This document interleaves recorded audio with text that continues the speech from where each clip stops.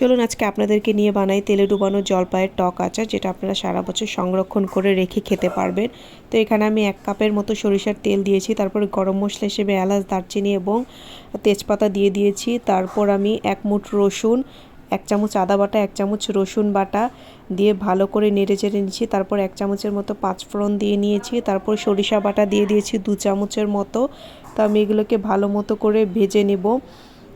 আরেকটা জিনিস খেয়াল রাখতে হবে, চুলার আঁচ যাতে কম হয় আর মশলাগুলো যাতে পুড়ে না যায়। তারপর আমি এখানে ধনিয়া গুঁড়া, জিরা গুঁড়া, লাল মরিচের গুঁড়া এবং হলুদ গুঁড়া 1/2 চামচ করে নিয়েছি। তো এগুলোও দিয়ে দিলাম। তারপর 4-5টা শুকনো মরিচ দিয়ে দিয়েছি। তারপর আমি স্বাদ মতো লবণ দিয়ে নিলাম। এরপর লাগবে হচ্ছে ভিনেগার। এখানে আমি কিছুটা ভিনেগার দিয়ে আচারটাকে এই মশলাটাকে আমি কষিয়ে নেব। ভিনেগার দিলে কিন্তু এই আচারটা অনেক দিন পর্যন্ত ভালো থাকবে। আপনারা অবশ্যই চেষ্টা করবেন ভিনেগারটা দেওয়ার।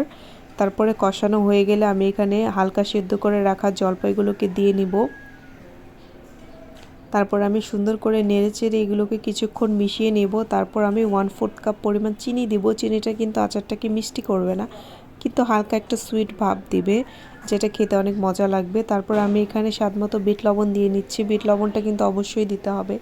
এরপর আমি আরও 1/2 কাপ তেল দিয়ে এটাকে কষিয়ে রান্না করে নেব।